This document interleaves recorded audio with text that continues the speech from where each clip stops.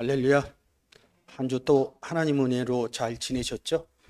저희가 계속해서 성경에 있는 요한계시록 1장을 같이 매주 은혜 나누고 있습니다. 제가 주일이면 아침에 일찍 일어나서 요한계시록을 계속해서 음성으로 듣고 있습니다. 들을 때마다 그 요한계시록의 내용이 아주 기본적인 내용이 이루어져야 이게 사람 사는 세상에 적그리스도가 나타나는 이런 부분으로 종말론적인 의미로 보지 않는다는 많은 생각을 하게 되어 있습니다. 그래서 성경의 내용으로 아주 기본적인 내용으로 보셔야 이 요한계시록이 여지까지 많은 분들이 얘기했던 내용하고 다르게 이 구원의 내용을 얘기하고 있구나, 이런 부분으로 성경을 접근해서 요한계시록의 내용이 해석되고 은혜롭게 여러분들이 알 수 있으리라 봅니다. 그래서 이 요한계시록을 볼 때 항상 제가 서두에 성전의 의미로 여러분들에게 말씀드리고 있죠. 그 이유는 1장 13절에 인자 같은 이가 있다. 어디에 있다고요? 촛대 사이에 있다, 이렇게 말씀하고 계십니다. 그래서 이 촛대가 어디 있습니까? 성전 안에 있는 7등대 촛대를 얘기하는 것이죠. 성전 안에 예수 그리스도가 있다. 그래서 이 성전을 우리가 건물 성전을 얘기하는 것이 아니라 이 건물 성전의 의미로 알고 있었는데, 계시록 21장 가니까 하나님 전능하신 이가 성전되시고 어린 양인 예수 그리스도가 성전된다, 이렇게 기록되어져 있습니다. 그래서 우리가 예수 그리스도를 영접해서 예수 그리스도 안에 들어갔죠. 그래서 우리가 성전 안에 들어갔다, 이런 성경의 내용과도 해석이 되어지는 것이죠. 그래서 고린도전서 3장에서 뭐라고 그래요? 너희가 하나님의 성전인 줄 알지 못하느냐. 그래서 하나님도 성전 되시고 예수 그리스도도 성전되고, 그리고 구원 얻은 우리도 성전된 것이다. 그래서 성전에서 인자 같은 이가 오른손을 내게 얹고 가라사대 말하시죠. 그리고 8절에 하나님이 가라사대, 그리고 1절에 천사가 지시한다, 말한다, 이런 뜻이 있고요. 2절에 요한이 증거하는, 말하는 내용이죠. 그러니까 하나님과 예수 그리스도와 구원 얻은 요한이 얘기하는 장면들이 1장의 내용들입니다. 그래서 이 성전은 또 어디 있느냐? 하늘에 있다, 이런 의미로 매주마다 제가 설명을 드렸습니다. 하늘에 누가 계셔요? 하나님이 계시고 예수 그리스도가 계시고 성전에 하나님이 계시고, 이 의미로 연결해서 성전 하늘, 이런 부분을 연결시켰어요. 뒷부분으로 가면 요한계시록에서 하늘 얘기가 많이 나와요. 근데 1장에서는 성전 얘기로 하고 2장서부터는 하늘 얘기가 많이 나오는데, 이 하늘의 의미를 잘 찾아야 가야겠죠. 그래서 하나님이 하늘에 계시고 인자가 하늘에서 내려오고 하늘로 올라가는 이런 성경에 기록된 내용들이 있죠. 그러면 구원 얻은 요한이나 여러분이나 저는 어디에 있다고 성경이 표현하고 있을까요? 그래서 지금 PPT로 보여지는 이 부분, 에베소서 2장 6절하고 에베소서 1장 20절에 구원 얻은 사람들은 그리스도 안에서 하늘에 앉힌 역사를 하는 것이죠. 그러면 이 하늘에 누가 있어요? 하나님이 계시고 예수님이 계시고 또 누가 있어요? 구원 얻은 우리가 있는 것이죠. 그래서 이 내용을 잘 아셔야 아주 성경의 기본적인 내용입니다. 이게 영접의 내용입니다. 하나님과 예수 그리스도와 나와 함께 임마누엘 되어져 있다. 그래서 제가 자주 설명드리는 요한복음 15장의 아버지 농부여 예수 그리스도 포도나무여 너희는 구원 얻은 요한과 구원 얻은 우리는 가지다, 이런 의미로 제가 지금 이런 PPT의 내용들을 보여주고 있는 것이죠. 간결하게 얘기하면 요한복음 1장 12절 영접하는 자, 그리고 요한복음 3장 16절에 독생자를 받았다, 이런 의미가 되는 것이죠. 근데 성경에서 굉장히 이 앞부분에 서두에 돼야 될 부분이 뭐냐면, 하나님과 예수 그리스도의 관계를 그냥 하나님 아들이다 보통 이렇게 얘기하는데, 그 관계를 요한복음 10장 30절에서 나와 아버지는 하나가 되어져 있다, 따로 떨어져서 얘기를 하지 않는다는 것이죠. 이 성경에 어떻게 보면 하나님과 예수 그리스도를 표현하는 아주 중요한 귀중한 구절이라고 볼 수 있는 것이죠. 그러면 구약에 가서 하나님과 여호와의 관계도 찾아낼 수 있고요. 신약에서 성령에 이끌려 하나님 성령에 이끌려 간 게 아니라 같이 간 것이다. 이런 의미로 성경이 다르게 은혜스럽게 보여질 수 있는 것이죠. 그래서 요한복음 14장 6절에 뭐라고 그래요? 예수 그리스도께서 구원 얻는 사람은 나로 말미암지 않고는 아버지께 올 자가 없느니라. 그래서 우리가 그리스도 안에 들어가서 들어가는 목적이 구원 얻는 것 그런 부분도 있지만 아버지와 함께하는 아버지께로 가는 이런 내용들의 구원의 궁극적인 목표라는 것이죠. 그래서 요한복음 14장 20절에 뭐라고 그래요? 내가 아버지 안에 너희가 내 안에 함께 있다 이런 의미로 말씀하고 계신 거죠. 그래서 마태복음 1장에서 임마누엘에 있다.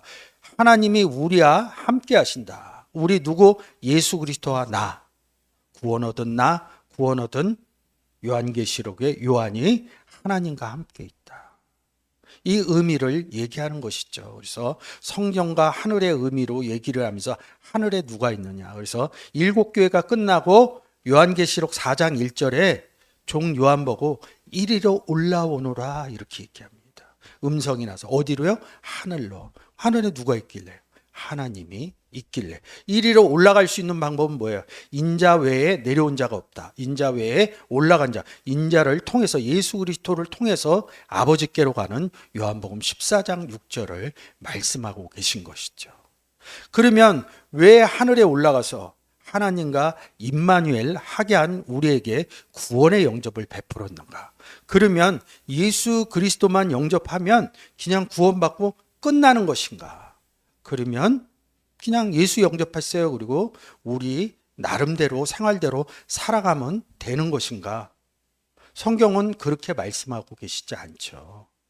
구원자이신 예수 그리스도가 2000년 전 이 땅에서 오셔서 하신 일은 사복음서의 내용을 보면 오직 복음 전한 일뿐이 없습니다. 그 이후에 12제자도 마찬가지였고요. 다메섹에서 예수 그리스도를 영접했던 사도 바울도 사도 행전을 통해서 복음의 행전을 한 것이죠. 구원 얻은 뒤에 무엇을 했다고요? 복음을 전했다. 그리고 로마서 15장에 나오는 사도 바울의 나오는 많은 동역자들이 왜 동역을 했다고 그래? 어떤 일을 했대? 복음의 일을 한 것을 동역자 이렇게 말씀하시고 있는 것이죠. 그러니까 여러 가지 생각을 가지시면 안 됩니다. 성경에서 얘기하는 것은 구원을 얻고 나면 복음의 삶을 살아가는 것이 구원 얻은 자의 삶의 도리라고 말씀하고 계십니다. 이 1장은 그래서 1장 2절에 뭐예요? 나 종 요한이 하나님의 말씀과 예수 그리스도를 증거했다. 증거했다는 게 뭐예요? 곧 복음을 전했다. 근데 거기에 내용에는 안 써 있어요. 근데 1장에 하나님이 나오고 인자가 나오고 천사가 나오고 그래서 바꿔가면서 얘기를 합니다. 나팔 같은 음성이 어디에서 나온다? 이런 의미들이 있는 것이죠. 그래서 구원 얻은 임마누엘 되어진 사람은 복음을 전하는데 어떻게 전하느냐? 지금 보여드린 표대로 하나님이 나와 함께, 예수 그리스도가 나와 함께, 그리고 제가 말씀하잖아요. 지금 성경의 내용으로 말씀하잖아요. 근데 이렇게 그냥 우리가 편하게 제가 말씀을 전하면 누구누구가 말씀 전한다 이러면 끝나요. 근데 성경은 그렇게 얘기하지 않고 있어요. 마태복음에서는 아버지 성령이 말씀하신다. 고린도 후서 13장에서는 그리스도께서 구원 얻은 자 안에서 요한계시록 1장으로 보면 종 요한 안에서 말씀의 증거를 하신다. 그리고 지금 말씀하는 구원 얻은 자는 뭐예요? 하나님 앞에서와 그리스도 안에서 말하노라. 셋이서 임마누엘 되어진 상태에서 복음 전하는 말하는 내용들을 기록해 놓았다는 것이죠. 지금 제가 설명했는 임마누엘과 말하는 형태, 아버지, 예수 그리스도, 그리고 구원 얻은 자가 말하는 이 내용이 잘 깨달아져야 1장의 내용이 아주 잘 전달될 수 있다는 것이죠.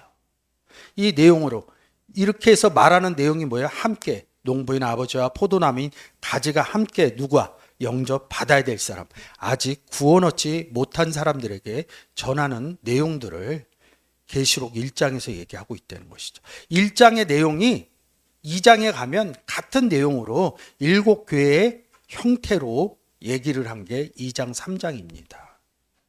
근데 지금 얘기하는 게 4장에 가서는 이 종 요한이 하늘에 올라가서 나팔 같은 음성을 내는 것입니다. 이런 부분들이 성경적으로 보게 돼요. 근데 1장에서 이 기본적인 내용이 잘 정리가 안 되면 2장, 3장, 4장 넘어갈수록 달라져요.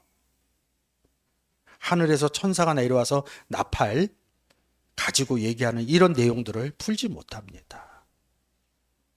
그래서 앞부분에서 보여드렸던 지금 이 화면에 나오는 이런 부분들이 잘 보여지셔야 이 부분을 보실 수 있다는 것이죠. 그래서 여러분들이 오늘의 주의 날에 내가 성령의 감동이 되어 내 뒤에서 나는 나팔 소리 같은 큰 음성을 들으니, 이러면 많은 분들은 하나님을 사랑하고 예수 그리스도를 사랑하는데 성경 내에서 봐도 그 내용이 잘 모르고 성령 얘기 나오고 나팔이 나오고 그러니까 또 구약으로 가고 이렇게 해서 잘 성경을 처음 읽을 때는 모릅니다.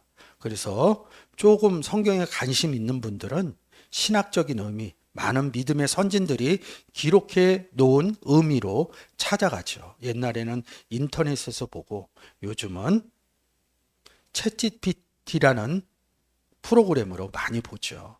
그래서 1차적으로 신학적으로 정리된 내용을 여러분과 좀 같이 보도록 하겠습니다. 이거 제가 챗GPT에서 가져온 거예요. 그래서 다른 내용보다는 잘 해석했어요.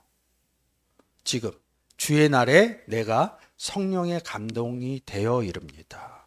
주의 날을 그냥 초기교회에서는 오늘 일요일이죠. 주일이죠. 주일로 이해했다 이렇게 얘기합니다. 주일의 의미를 가지고 있고요. 성령에 감동하여 이 부분은 원어를 헬라어의 의미를 잘 해석을 한 겁니다. 내가 성령 안에 있게 되었다. 과거로 쓰여져 있거든요. 내 뒤에서 요한이 예상치 못한 방향에서 음성, 이 부분은 좀 달라요. 내 뒤가 우리가 순차적인 뒷부분을 얘기하는 게 아닙니다. 그리고 뭐라고 그랬어요? 권위 있는 나팔 같은 음성을 하나님의 음성 이렇게 씁니다. 이 부분 하나님의 음성이, 그러면 종 요한이 들었으면 종인 사람들은 다 하나님의 음성을 들어야 돼요. 그래서 우리가 많이 옛날에 교회 가서 기도하고 그랬죠. 하나님 음성을 듣고자 해서. 근데 성경의 내용을 잘 얘기하지 않아요. 하나님의 음성을 듣는 것은 성경을 통해서 이 방법뿐이 없습니다. 제가 볼 때는. 교회 가서 기도하면서 듣는 음성은 삶의 내용을 주로 얘기해요. 저는 별로 못 봤어요. 하나님의 음성을 들었다 그러면서 성경의 내용을 푸시는 분을 보지 못했어요. 근데 지금 제가 표에서 보는 내용이 뭐예요? 임마누엘 되어져 있어서 성경의 내용으로 얘기하고 있는 것이죠. 복음의 내용을 전하는 것이 뭐예요? 하나님의 음성을 전하는 것이다. 이런 논리로 성경의 내용으로 나오는 것이죠. 이 부분이 좀 달라지셔야 되겠죠. 그래서 이런 내용들을 쭉 이렇게 풀어놨어요. 주일날 뭐 한다. 종말론자. 성경은 종말이라는 것이 없습니다.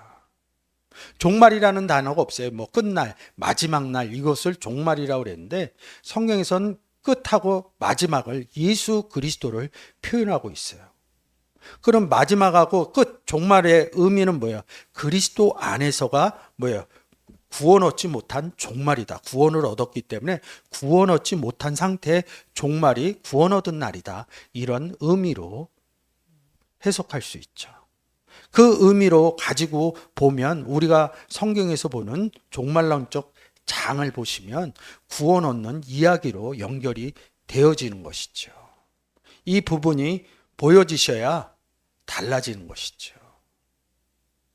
이 왜 나팔 소리인가 이릅니다.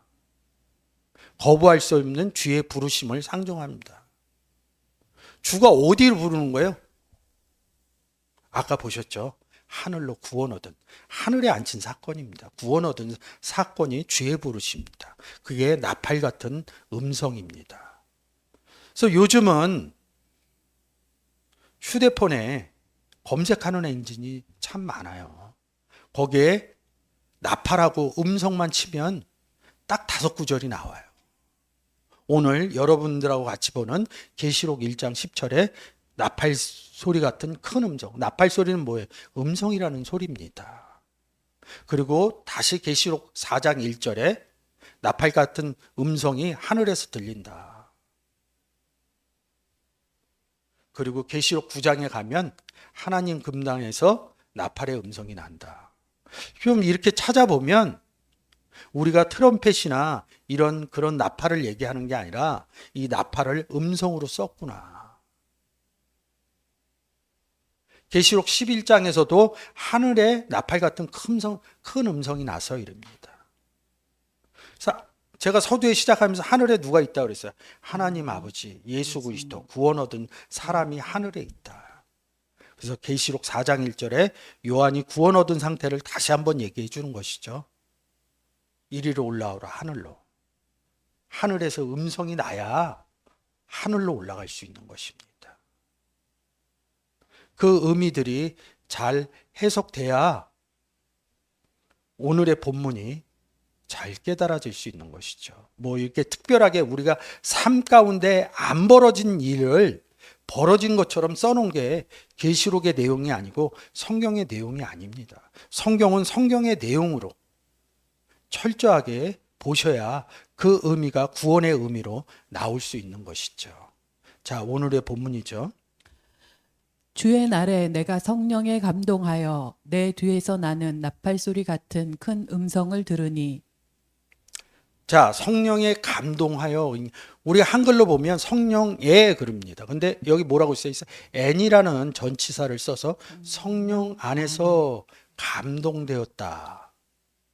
사실은 아까 보신 것처럼 성령 안에서 과거를 써서 만들어졌다. 성령 안에 들어가져서 만들어진 상태를 얘기하는 것이죠. 근데 이 부분에서는 성령 부분을 먼저 보도록 하겠습니다. 성령이라는 단어는 지금 보시는 것처럼 4151번 푸뉴마라는 단어입니다. 근데 이 단어는 4154번 푸네오라는 단어에서 와요. 그리고 구약으로 가면 루아흐라는 단어를 씁니다. 그래서 이 의미가 구약에 가서 기본 단어는 조금 변하기는 합니다. 그래서 이 푸네오가 뭐냐? 마태복음 7장 25절입니다. 비가 내리고 창수가 나고 바람이 불어 그 집에 부딪히되 무너지지 아니하나니 이는 주초를 반석 위에 놓은 연고요. 바람이 불어 반석 위에 놓았다. 반석이신 예수 그리스도를 얘기하는 것이죠. 근데 이 바람이 또 푸뉴마입니다. 푸뉴마가 불어와졌다. 성령이 불어와졌다. 이런 내용입니다. 그래서 분다. 사실은 직역하면 뭐예요? 말한다 이런 뜻이 사실은 푸네오라는 뜻입니다. 그래서 이 푸네오의 의미를 아시려면 성령이라는 단어에서 그 의미를 가져와야 제가 말한다의 의미로 바꿔서 쓸 수 있도록 되어져 있는 것이죠. 그래서 푸뉴마 이럽니다. 푸뉴마를 우리가 보통 성령이라고 합니다. 그래서 성경에 단어의 특색이 있다고 제가 항상 말씀드렸죠. 5457번 포스라는 단어는 뭐예요? 하나님이 빛이다. 예수 그리스도가 빛이다. 구원 얻은 우리가 빛이다. 뭐 성전은 앞에서 많이 했기 때문에. 그래서 이 푸뉴마의 의미에 또 이 단어의 의미는 하나님은 성령이시다. 주는 성령이다. 주와 합한 자는 한 성령이다. 이 부분이 이 단어적인 의미로 성경적인 의미로 잘 깨달아지면 삼위일체의 의미가 딱 깨달아지게 됩니다. 성부, 성자, 성령의 의미가 깨달아지게 돼요. 이 성경의 단어의 의미가 안 깨달아지니까 이 삼위일체를 굉장히 어렵게 써놨어요. 아주 제가 본 신학서적 중에 단권으로 따지면 삼위일체를 해석해놓은 책이 제일 두껍게 써 있어요. 왜? 답을 모르니까 여기저기서 끌어와서 쓰다 보니까 이 얘기도 하고 저 얘기도 하고 많은 얘기를 한다는 것이죠. 근데 우리가 성경에서 왜 삼위, 위격이 셋이 있다는 거예요. 일체 뭡니까? 한 몸 되었다는 것이죠. 하나의 몸이 됐다는 겁니다. 우리 안에 예수 그리스도가 들어와 계시고 우리 안에 하나님 아버지가 들어와서 임마누엘 되어 있다. 한 몸 되어 있다. 이 의미로 풀어 쓰면 되는데 그 간결한 의미가 해석이 안 되니까 삼위일체가 굉장히 책을 두껍게 만들어내더라고요. 그래서 푸뉴마라는 의미, 성령이 무엇인지 쓰여져 있는 이런 의미들을 봐가면서 성령의 의미, 성령이 누구냐? 그러면 하나님이 성령 되시는 것이죠? 주가 성령 되시는 것이죠?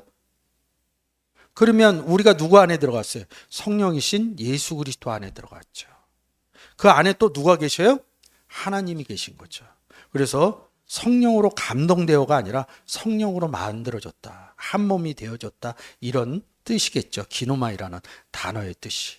근데 이 기노마이라는 단어의 뜻은 뒤에 가면 태어나다, 만들어지다 이런 의미가 숨겨져 있습니다. 우리가 예수 그리스도를 영접하면 요한복음 1장 12절에 영접의 의미를 제일 잘 나타내고 있죠. 근데 13절에 영접한 사람들은 뭐라고 해요? 하나님께로 태어났다 이렇게 기록되어져 있습니다. 요한복음 1장 12절은 많은 분들이 잘 알고 계셔요. 근데 13절까지 잘 안 읽어요. 결론은 뭐예요? 영접한 사람은 하나님께로 태어났다. 태어나진 상태가 뭐예요? 성령으로 성령 안에서 만들어졌다 이런 의미와 같은 것이죠. 그래서 여러분 푸뉴마가 쓰여져 있는 성경에 많은 구절들이 있는데 이 구절들을 하나씩 보면서 성경이 말하고 있는 내용을 한번 보도록 하겠습니다. 지금 앞에서 본 내용이죠. 요한일서 4장입니다. 그의 성령을 우리에게 주심으로 예, 성령을 우리에게 주셨대요. 성령이신 누가? 주는 성령이시니 우리에게 줬다 이거예요. 독생자를 하나님이 세상을 이처럼 사랑하사 독생자를 주셔. 뭐가 달라요? 근데 특별하게 생각하는 거예요. 기본적인 의미가 성령의 기본적인 의미가 안 깨달아지니까. 계시록 22장입니다. 성령과 신부가 말씀하시기를 오라 자, 하시는 도다. 성령과 신부라고 그럽니다. 신랑과 신부죠. 남편과 정결한 처녀죠. 신랑 누구? 예수 그리스도죠. 남편 누구? 예수 그리스도죠. 근데 여기서 바꾼 겁니다. 성령 누구? 푸뉴마 누구? 주는 영이시니. 예수님과 신부. 우린 그리스도의 신부라면요. 이 앞구절의 영의 의미가 안 깨달아지니까 요한일서나 계시록 22장에 가서 이 성령의 의미를 못 찾는 것이죠. 그래서 제가 성경을 볼 때 기본이 그렇게 중요합니다. 그래서 여러분하고 계속해서 임마누엘 되어진 하나님과 예수 그리스도와 나와 함께 있다. 이런 부분을 계속 반복해서 말씀드리는 거예요. 그 내용이 되어져야 저는 개인적으로 성경이 보여질 수 있다고 봅니다. 이렇게 돼 있는 거죠. 함께 있다. 그래서 이런 부분 계속 보여드리는 거예요. 성령이신 신부인 가지. 이 의미가 보여지는 것이죠. 근데 성경에서는 또 이렇게 얘기합니다. 성령을 얘기하는데 뭐라고 그래요? 다른이라는 의미를 씁니다. 얘기합니다. 한번 읽어주세요. 만일 누가 가서 우리의 전파하지 아니한 다른 예수를 전파하거나 혹은 너희의 받지 아니한 다른 성령을 받게 하거나 혹은 너희의 받지 아니한 다른 복음을 받게 할 때에는 너희가 잘 용납하는구나. 주는 영이시니 이렇게 말씀하셨죠. 성령, 다른 성령, 다른의 의미를 쓰고 있다는 것이죠. 이 푸뉴마가 쓰여진 구절에서 다른 의미로 쓰여진 구절을 보여드리려고 제가 이 내용을 갖고 온 것입니다. 근데 앞부분에서 얘기했듯이 예수 그리스도는 아버지와 나는 하나다 이렇게 말씀을 해서 성경에는 다른 하나님이 이렇게 써 있지는 않습니다. 영어 성경에는 쓰여져 있어요. 근데 한글 성경에는 다른 하나님이 이렇게 쓰여져 있지 않아요. 그래서 제가 다른 하나님의 내용을 유튜브를 통해서 말씀을 드린 적이 있습니다. 그래서 이 부분 갖고 출애굽기 20장 1절에 다 같이 엘로힘을 썼는데 여기서 뭐라 그래요? 다른 신 이름이에요. 똑같이 엘로힘 할 때는 하나님이 있었는데 20장 3절에선 다른 신들이 내게 다른 하나님이 내게 있지 말지어다. 다른 예수 그리스도가 내 안에 있게 말지어다. 이런 뜻으로도 되죠. 다른의 의미로 쓰여져 있는 것이죠. 그래서 성경은 뭐예요? 다른 예수, 다른 영, 다른 복음 얘기하는데 이 푸뉴마를 귀신으로 씁니다. 여기 여러분들이 보시는 것처럼 귀신으로. 여러분들이 생각하는, 우리가 일반적으로 생각하는 이런 귀신을 얘기하는 것이 아니에요. 한번 읽어줘 보시겠어요? 귀신, 문화와 종교에 따라 다르게 이해되지만 일반적으로는 죽은 사람의 영혼이나 초자연적인 존재를 뜻합니다. 민속 전통, 한을 품거나 미련이 남아 이승을 떠돌아 다니는 영혼으로 여겨지는 경우가 많습니다. 종교마다 해석이 다릅니다. 어떤 종교는 귀신의 존재를 인정하고 어떤 종교는 상징적이거나 다른 방식으로 설명합니다. 과학, 귀신의 존재를 입증하는 신뢰할 만한 과학적 증거는 현재까지 없습니다. 귀신 경험은 착시, 수면 마비, 심리적 요인, 환경적 요인 등으로 설명되기도 합니다. 우리가 이 내용으로, 이 과학을 빼놓고 이 민속 전통이나 종교적인 내용으로 이 귀신의 의미를 끌고 들어온 것입니다. 귀신 들렸다. 근데 지금 여러분들이 보시는 것처럼 뭐요? 이 귀신, 더러운이라는 걸 붙입니다. 근데 이 단어가 뭐라고요? 푸니마. 그럼 더러운 성령, 더러운 영 이렇게 써야 되는데 그렇게 안 쓰고 귀신이라고 쓰니까 이 한글 성경을 보시는 분들은 이런 의미들, 그래서 귀신 내쫓은 내용을 얘기하는 것이죠. 그래서 안수기도 하고 막 귀신 내쫓잖아요. 근데 예수 그리스도 영접한 사람이 귀신이 다른, 예수 그리스도를 영접했다면 제 안에 어떤 성령, 예수의 성령이 있는 것이죠. 어떻게 다른 성령이 있을 수가 있어요? 예수 그리스도의 성령만 있죠. 그리스도와 벨리알이 함께하지 못한다. 성경은 분명히 이렇게 써야 했는데 양신 역사를 막 얘기하고 그럽니다. 아주 성경에 대해서 무지하고 성경의 기본적인 내용이 깨달아지지 않은 것이죠. 더러운 성령이라는 뜻입니다. 그래서 지금 여기 다른 예수, 다른 성령, 다른 성령이란 뜻입니다. 예수님의 영이 없다, 구원 얻지 못했다. 더러운 귀신 이렇게 얘기합니다. 많이 얘기하죠. 마태복음 12장 한번 읽어주세요. 더러운 귀신이 사람에게서 나갔을 때에 물 없는 곳으로 다니며 쉬기를 구하되 얻지 못하고. 귀신은 물 있는 곳에 있으면 안 돼요. 이 내용으로 보면. 근데 우리가 민간에서 제일 많이 귀신 나오는 곳 중에 하나가 물 있는 데예요. 완전히 우리 사는 거하고 성경의 내용하고 달라요. 귀신은 물 없는 곳으로 다닌다. 성경에서 이 물의 의미를 못 풀어서 그러는 거죠. 성경에서는 물의 얘기가 많이 나옵니다. 근데 이것을 간단하게 정리할 수 있는 성경에 기록된 구절이 있죠. 요한복음 7장에서 내 배에서 생수의 강이 흘러난다. 예수 그리스도 안에는 생수의 강이 있다는 것입니다. 귀신은 그래서 물 있는 곳에 못 들어가요. 다른 성령은. 그래서 이렇게 기록되어져 있는 것입니다. 우리가 민속적인 의미의 귀신으로 끌고 들어와서 성경을 해석하면 안 됩니다. 구원 얻지 못한 사람, 다른 복음을 전하는 사람을 성경에서는 더러운 귀신 이렇게 얘기한다고 기준점을 가지고 가야 볼 수가 있습니다. 그래서 뭐 귀신을 내쫓는 얘기가 아니라 성경은 구원에 관해서 기록된 내용이다. 이렇게 알으셔야 이 내용이 풀리지. 세상에서 얘기하는 캐스퍼 같은 귀신의 내용이 아니라는 것이죠. 그래서 성경은 이렇게 써져 있다는 거예요. 성령의 의미와 귀신의 의미. 그것을 고린도후서 11장 4절에 아주 잘 표현한 거죠. 한번 더 읽고 갈까요? 만일 누가 가서 우리의 전파하지 아니한 다른 예수를 전파하거나 혹 너희의 받지 아니한 다른 영을 받게 하거나 혹 너희의 받지 아니한 다른 복음을 받게 할 때에는 너희가 잘 용납하는구나. 앞부분에서 보여줬던 하나님은 빛이시다. 하나님은 성전이시다. 하나님은 성령이다. 단어상으로 보는 성경의 기본적인 내용과 이 단어가 갖고 있는 좋은 쪽에 쓰여지는 내용과 아니면 구원 얻지 못한 나쁜 쪽의 내용을 표현하고 있는 고린도후서 11장 4절이 없다 그러면 성경을 보기가 쉽지가 않았을 것 같습니다. 어찌됐든 저는 감사하게 하나님 은혜로 이 구절이 깨달아지면서 이 더러운 성령의 의미를 아는 것이죠. 우리가 얘기하는 세상의 귀신의 의미가 아니라 구원 얻지 못한 사람, 특히 다른 복음을 전하는 사람을 성경에서는 더러운 귀신이라고 얘기하는 것입니다. 그러면 이 사도행전 뒤에서 나오는 귀신의 의미도 다 깨달아지게 되겠죠. 그래서 이 푸뉴마라가 쓰여져 있는 구절을 제가 계속해서 여러분과 같이 보도록 하겠습니다.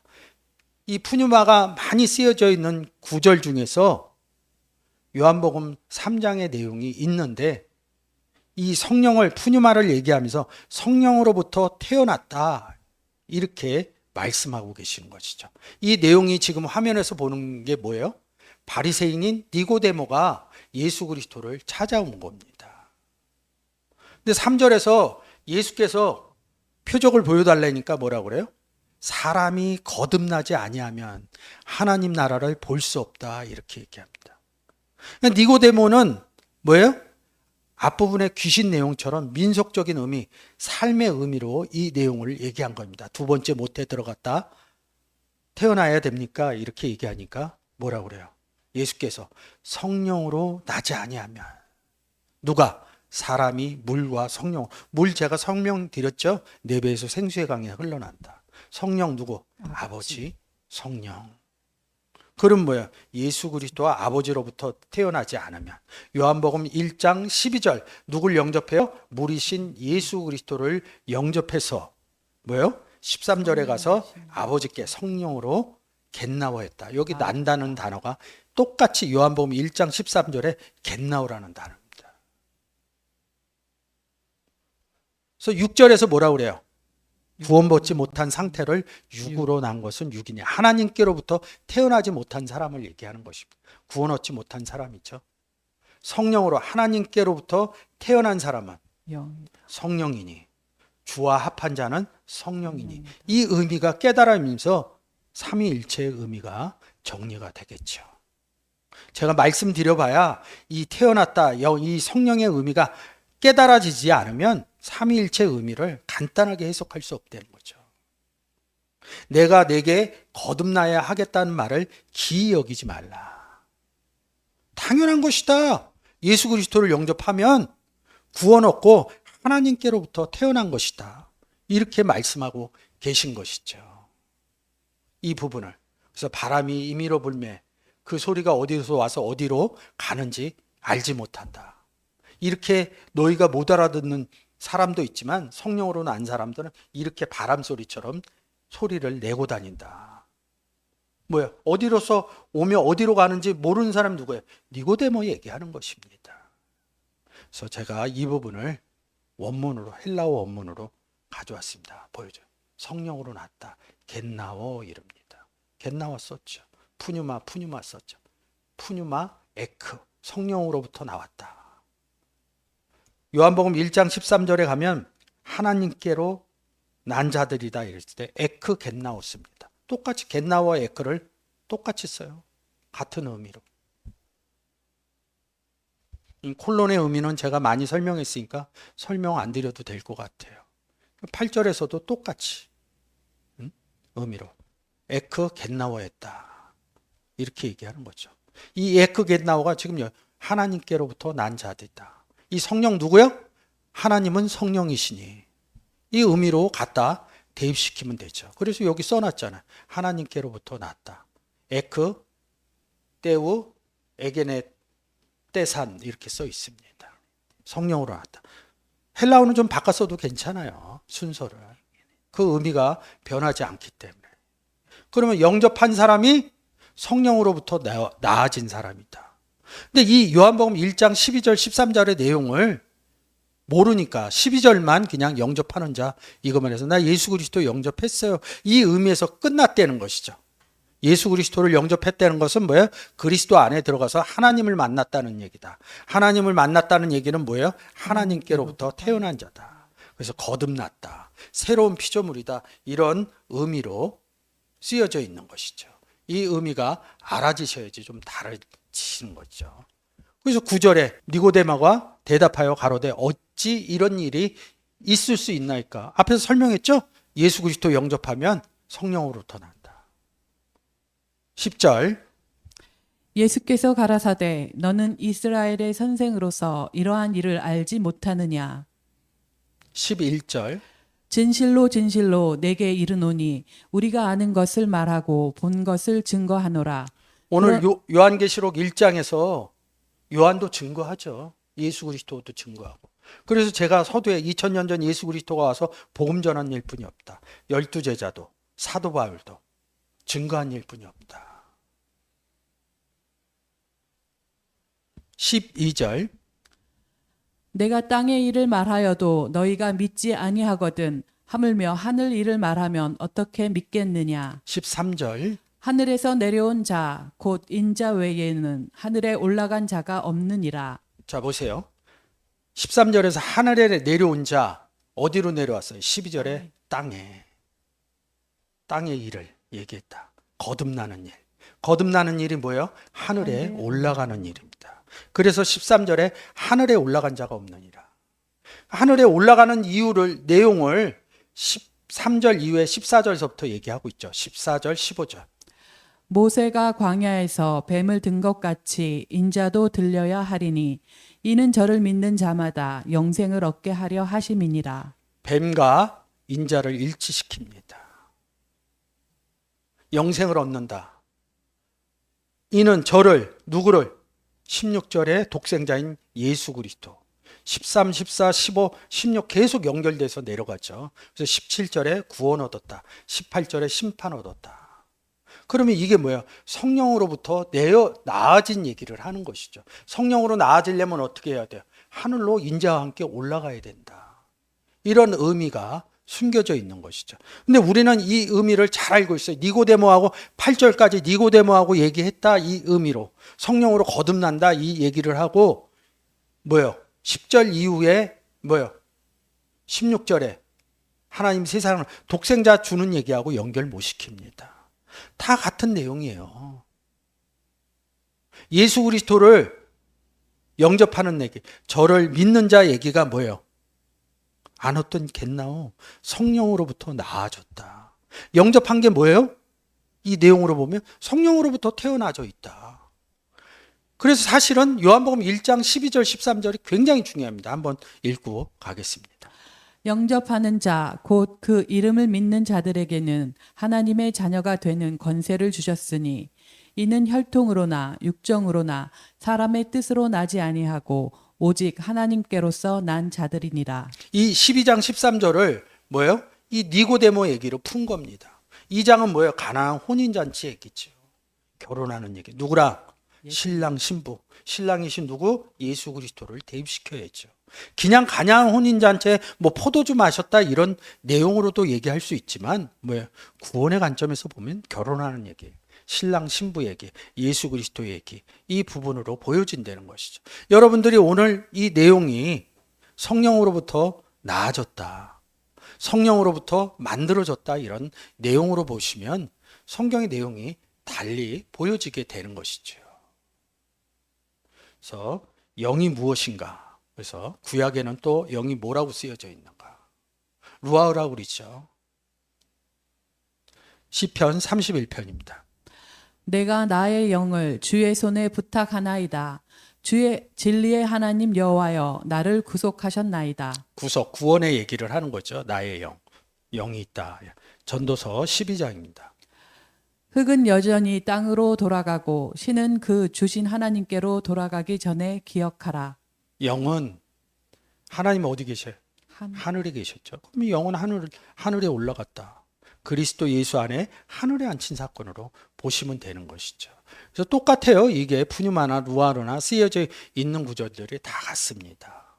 좀 더 설명했으면 좋겠는데 이런 내용을 또 다른 유튜브에서 제가 해놨으니까 참조하시면 좋을 것 같아요. 그래서 루아우 이런 부분 봤고요. 감동하여 이럽니다. 이 내용이 뭐야? 기노마이라는 단어입니다. 성령 안에서 만들어졌다. 자, 기노마이라는 단어는 이렇게 많이 연결이 돼 있어요. 아까 보신 것처럼 성령으로부터 태어났다. 겟나오 했다. 이런 의미가 숨겨져 있죠. 그래서 태어났다는 의미하고 났다는 의미의 단어를 제가 연결시켜서 몇 번을 했습니다.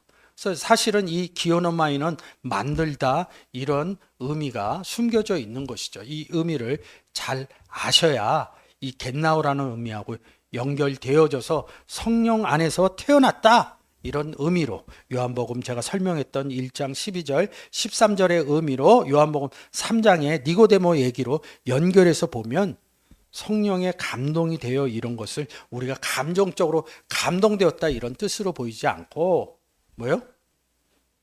요한은 성령으로 만들어졌다 이런 의미로 요한계시록 1장 10절을 볼 수 있는 것이죠. 그래서 성령으로 만들어져서 하나님과 예수 그리스도와 요한이 함께 있는 상태로 봐서 나팔 같은 음성이 어떻게 되는지 이런 부분이 11절, 12절, 13절에 연결이 되면서 풀어질 수 있다는 것이죠. 성령으로 감동되었다는 게 아니라 성령 안에서 만들어졌다. 성령으로 태어났다. 요한복음 3장의 의미를 제가 그래서 끌고 온 것이죠. 자, 기노마이 이릅니다. 기노마이 이러는데 뭐예요? 이게 중요 구절만 제가 태어났다는 의미로 가져온 것이죠. 신약에 671회 정도 쓰여져 있다고 그럽니다. 그래서 갈라디아서 4장 4절. 때가 참에 하나님이 그 아들을 보내사 여자에게서 나게 하시고 율법 아래 나게 하신 것은 그 아들을 어디에? 갈라디아서 4장 10절에 그 아들을 우리 마음 가운데 보냈다. 우리가 그리스도의 신부, 정결한 처녀 그렇게 얘기하고 있죠. 신부, 아내, 그리스도의 아내 이렇게 얘기하죠. 이 단어가 귀내라는 단어입니다. 아내에게 여자로도 쓰고 아내로도 쓰는 단어입니다. 율법 아래 나게 하셨다. 로마서 1장입니다.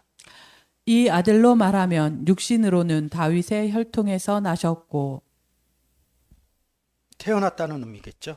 고린도후서 5장입니다. 그런즉 누구든지 그리스도 안에 있으면 새로운 피조물이라 이전 것은 지나갔으니 보라 새 것이 되었도다. 새 것이 되었다는 것이죠. 만들어졌다는 거죠. 기노마에 태어났다. 그리스도 안에서. 이 안에 또 누가 계셔요? 18절에 보면 그리스도 안에 하나님이 계시사 이릅니다. 하나님과 예수 그리스도와 함께 만들어졌다. 요한복음 1장 12절로 가면 뭐예요? 영접한 자가 뭐예요? 새로운 피조물이죠. 그래서 13절에 가면 뭐예요? 하나님께로부터 태어났다. 새 것이 되었다. 옛 것은 지나가고 이렇게 말씀드리는 것이죠. 만들어졌다, 태어났다 이런 의미를 갖고 있는 것이 기노마이의 의미인 것이죠. 자, 그래서 지금 보여지는 내용들이 만들어졌다. 예수 그리스도와 연합됐다. 원하는 대로 하면 이루리라. 뭘 이루어요? 구원을 이루어내는 것이죠. 좀 전에 보았던 요한복음 3장의 니고데모 얘기가 이런 일이 어떻게 있을 수 있어요? 예수 그리스도를 영접하면 있을 수 있다. 만들어질 수 있다. 성령으로부터 나아질 수 있다. 이게 있을 수 있다. 이런 의미로 보여지는 것이죠. 그래서 골로새서 1장 25절에 내가 교회의 일꾼이 된 것은 뭐야? 그리스도 안에 들어가야, 성령 안에 들어가야 교회 일꾼으로 만들어지는 것입니다. 이게 다른 것이죠. 만들어졌다는 의미가 기노마이 됐다는 것이. 그게 제일 많이 쓰여져 있는 게 요한복음 1장 14절입니다. 기노마이 됐다. 그래서 이 기노마의 의미를 제가 다시 요한복음으로 연결해 봤습니다. 1절입니다. 태초에 말씀이 계시니라 이 말씀이 하나님과 함께 계셨으니 이 말씀은 곧 하나님이시니라. 그가 태초에 하나님과 함께 계셨고 만물이 그로 말미암아 지은 바 되었으니 지은 것이 하나도 그가 없이는 된 것이 없느니라. 자, 지었다고 그러죠. 지었다는 것을 3번 썼습니다. 근데 1절과 2절에 누구 얘기하고 있어요? 하나님과 예수 그리스도. 그로 말미암아 지은 바 되었으니 이러니까 이게 태초가 나오니까 또 세상 짓는 얘기로 하는 거죠. 근데 이렇게 3절, 4절, 5절, 6절, 7절, 8절, 9절, 10절, 11절, 12절 영접하는 자 얘기하고 13절에 뭐야? 하나님께 만들어진 영접한 이게 지은 바 되었습니다. 그 의미로 못 봐요. 여기 성경의 의미가 안 되니까. 이 만물, 판타라는 사람 얘기하는 거예요. 어떤 사람? 구원 얻은 사람. 에브리바디 모든 사람을 얘기하는 게 아닙니다. 성경에서는 구원 얻은 판타, 구원 얻지 못한 판타 이렇게 구별돼서 얘기하고 그냥 지친해서 얘기할 때는 문장에서 이 판타라는 만물이 뭐예요? 예수 그리스도가 만들어냈으니까 성령으로 거듭났으니까 구원 얻은 사람 얘기하는 것이죠. 이 내용들이 달라지는 것이 만들었다 이렇게 얘기하는 겁니다. 4절 그 안에 생명이 있었으니 이 생명은 사람들의 빛이라. 그 안에 누구? 예수 그리스도 안에 생명이신 하나님이 있었다. 아버지와 나는 하나다. 이 생명을 다시 빛으로 바꾸는 것이죠. 사람들의 빛이다. 하나님은 빛이시고 예수 그리스도는 세상의 빛이다. 이 생명은 구원 얻을 사람들에게 빛이다. 이렇게 얘기합니다. 5절 빛이 어둠에 비추되 어둠이 깨닫지 못하더라. 빛이 빛과 어둠 얘기합니다. 구원 얻지 못한 사람에게 이것을 이해하려면 뭐예요? 마태복음 5장 14절을 잘 이해하셔야 되죠. 15, 16절. 너희는 세상의 빛이다. 16절에서 너희 빛으로 사람들에게 비춰서 하나님께 영광 돌. 빛을 비추는 게 뭐 후레쉬예요. 형광등 빛을 비치신 예수 그리스도를 전해서. 근데 5절에 뭐예요? 어둠이 영접하지 않은 얘기를 하는 것입니다. 6절 하나님께로서 보내심을 받은 사람이 있나니 이름은 요한이라. 7절 저가 증거하러 왔으니 곧 빛에 대한 증거하고 모든 사람으로 자기를 인하여 믿게 하려 함이라. 6장 6절 7절 8절 그는 이 빛이 아니요 이 빛에 대하여 증거하러 온 자라. 6, 7, 8절을 제가 좀 상세하게 해드리고 싶은데 논쟁의 거리가 될 것 같아서 제가 그거는 넘어가도록 했습니다. 9절 참빛 곧 세상에 와서 각 사람에게 비추는 빛이 있었나니 하나님이 세상을 이처럼 사랑하사 독생자를 주셨으니 이 내용하고 같습니다. 10절 그가 세상에 계셨음에 세상은 그로 말미암아 지은 바 되었으되 세상이 그를 알지 못하였고. 요까지 끊어서 보셔야 됩니다.